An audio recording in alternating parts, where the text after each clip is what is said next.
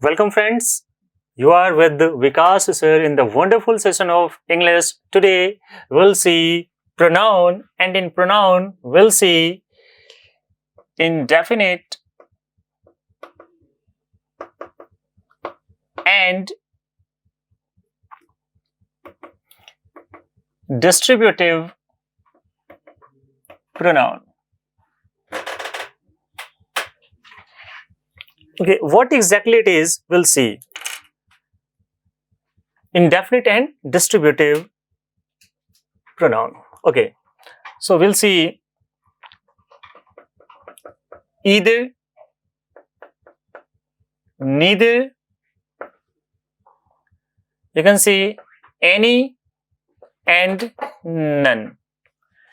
Some people say either or either, it doesn't matter. Whatever you want, you can speak either or either, or you can say either also.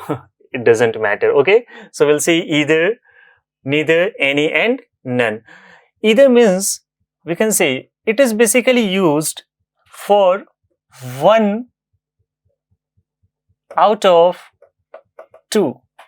Okay, similarly, neither is also used for two. See, this is a positive word while this is a negative word. This is used for two, and out of two, a single one. This is used for also two, but in negative sense means what? Not a single one out of two. Okay. Again, this is a positive word, but this is totally different from either. This is used for one out of more than two. Again, this is a negative word. So this is also used in the group of more than two, but in negative sense, not a single one out of more than two. So we see their meanings. We can say either and neither are basically used for the group of only two, and any and none are basically used for the group of more than two. We have to keep one thing on our mind, that either and neither cannot be used in this sense in the group of more than two, and any and none are not used in the group of two. So I am writing it here very clearly, not for two and for these two. I must write here not for more than two. I hope it is very clear. Either and neither are used for two, any and none are used for more than two. We see some structures.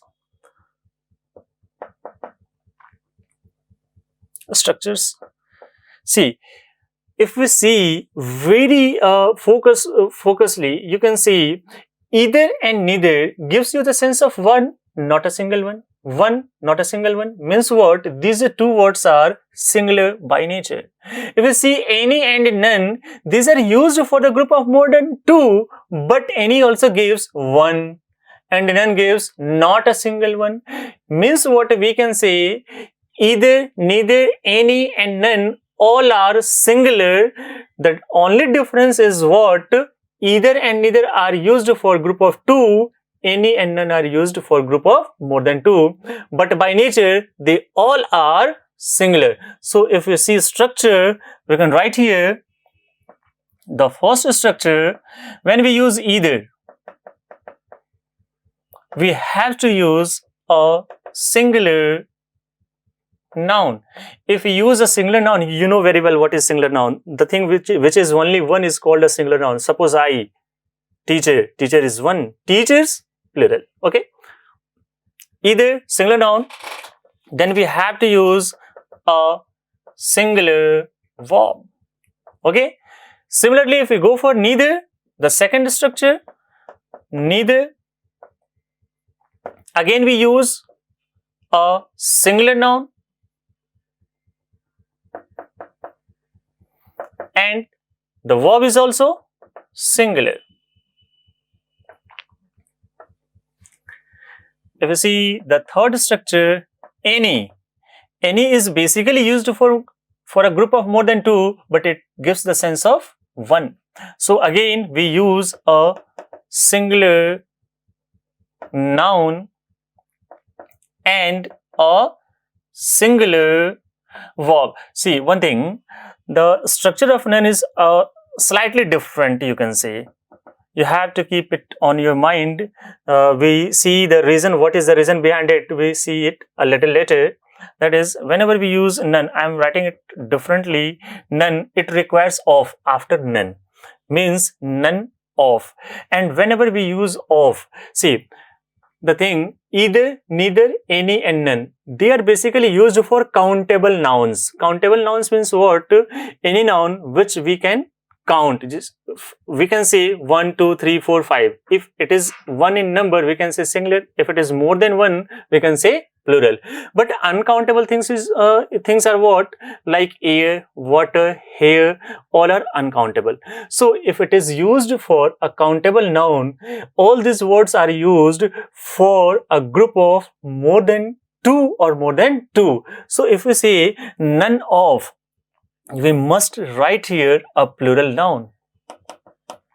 But it talks about not a single one, so the verb should be singular verb. Again, I am writing some different structures of either, neither and any. The fifth structure is, we can use either, of in the group of two, so the noun should be here plural noun. And it talks about only one thing, that's why we use a singular verb. If you see the next structure, we use neither. Again, we have to use of, and after of, it is used in the group of two. That's why we use here a plural noun. But it talks about only one thing. That's why we use here a singular verb. Okay. Again, the next structure is, if we use any, of, it is used in the group of more than two. So it is also plural. So plural noun, but it talks about only one. That's why a singular verb is used. So these are the structures. You have to keep all these structures on your mind. We'll see some examples according to this structure. Either student is intelligent. See, we have to firstly see the sentence on the basis of this structure, that whether this sentence is correct or not. See, after either, we have to use a singular noun. We have used a singular noun. We have to use a singular verb. Again, this verb is singular. So the sentence is perfectly fine. What is the meaning of this sentence? It tells 1 out of 2 means what? दो में से कोई एक student intelligent है. It gives you what? A positive sense. If we have to say a negative sense, we can write here neither student is intelligent. Neither student is intelligent. It gives you the sense of negativity. So if you see the structure, after neither, we have to use again a singular noun. Yes, here the noun is singular. We have to use a singular verb. Again, the verb is singular. It means what? The sentence is correct. What is the meaning of this sentence? The meaning of this sentence is दो में से कोई भी विद्यार्थी intelligent नहीं है. So this is the basic difference between, if you want to give the positive sense, you have to use either or any. If you want to give the negative sense, we have neither or none. You see some more examples of all these ones. This question was asked in your examination. I'm just going to give you this example. Any of the two ideas is good. This sentence was given in your examination. As you know very well that any cannot be used not for two. Here we have seen two ideas. So we have two options, two ways we can say. Either we change we change any into either, or we change 2 into 3. But if we change 2 into 3, the sentence will be correct, but the basic meaning, whatever this sentence has, its basic meaning will be also changed. This wants to tell you, out of two ideas, only one is good. If we improve this sentence by removing 2 and replacing 3, the meaning of the sentence would be, out of 3, one idea is good. So the basic meaning of the sentence is changing. So the right should be, we change here, or we can replace any by either. It gives you the sense of either of the two ideas is good. So if you see either of, after either of, we have to use a plural noun. We have a plural noun. We have to use a singular verb. We have a singular verb. So the sentence is totally correct. If I say none of the two students got 50% marks in Hindi. So we see none of. After none of, we have used a plural noun, two students. We know very well this is a plural noun, but we know that none is used for a group of more than two, not for two. Again, we have what? Two students. So better, this is negative, but it is used in the group of more than two. So we have to search that which word can be used for a group of two in negative sense. We already have what? Neither. So the right answer should be what? We must write here, neither of the two students got 50% marks in Hindi. So I think you have understood it very well. So now move to another point. This is all about indefinite and distributive pronoun. I'm just going to apprise you something about demonstrative pronoun.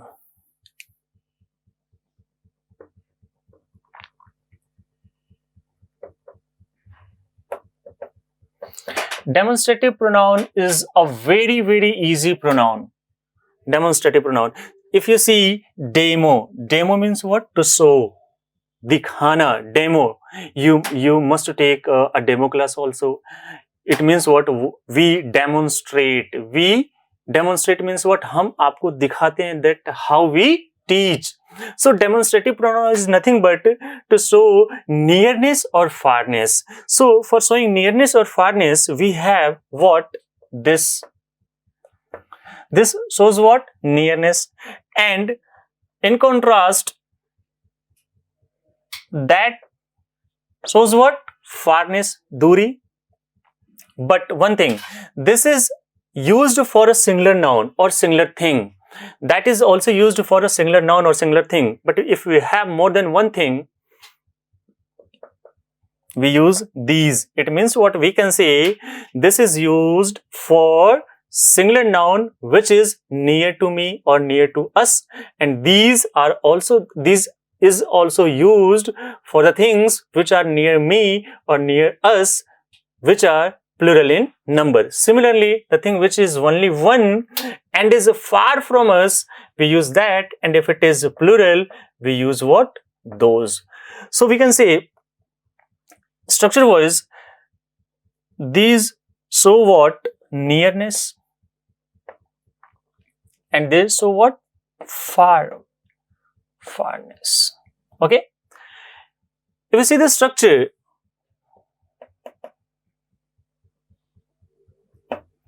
very easy structure. We know this gives you the sense of singularity. So after this or that, we use a singular noun. And if it is singular, we goes for a singular verb. And if we use these and those,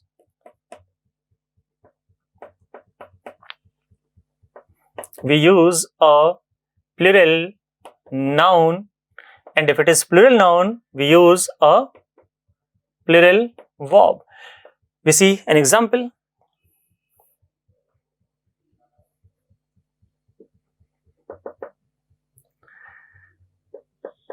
This is a fan. So after this is a singular.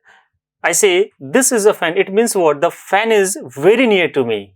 If I say that is a fan, means what? The fan is not near to me. It is far away from me, because we know that is used for farness and this is used for nearness.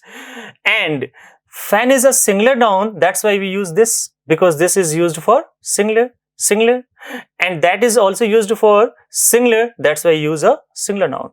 If I say these are chairs, it reveals two things. First one, chairs are very near to me, because these show what? Nearness.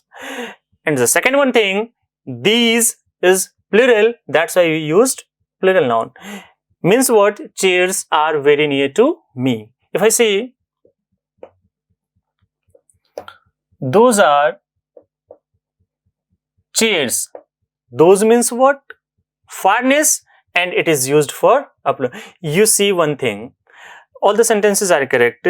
I think you have a confusion that, sir, you have used this, that, then singular noun. And here we don't have a singular noun. Basically the thing is that this, that, these, those, all these four words are basically used for a pronoun and adjective also. One concept I would like to just apprising you orally, when we see the topic of adjective, it will be clear automatically. What is, whenever we use a noun after this and that, it becomes what? An adjective. Whenever we use any noun after this, that, these, those, it becomes what? An adjective.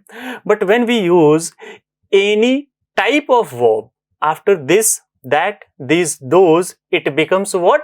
A pronoun. See, after this, that, these, those, we have used a verb. It means what? These are pronoun. Why I am not using such structures? Because I am just teaching you what? Pronoun. I can just give you an example of adjective also. You can see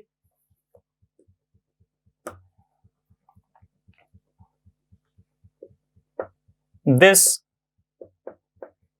book is interesting. See, in this example, we have used this, and after this, I have used a book. And book is what? A singular noun. It means what? This is an adjective, because after this, I have used a noun. So after this, that, these, those, we use a noun, they become what? An adjective. But the meaning of this, that, these, those remains same. In this sentence, it also shows what? Nearness. It also shows what? Nearness. This book. If I say that book, if I say that book is interesting, again it is correct. Both the sentences are correct. The only difference is what? This shows nearness and that shows farness. In both the examples, this and that both have been used an adjective or pronoun. You know, adjective or pronoun? Yes, this is, you can say, an adjective. Why? Because these are nouns. So I hope you got it very well and you have understood it very well. And I request you all to memorize all these things, to revise all these things. So keep learning and keep smiling. Thank you. Thanks a lot.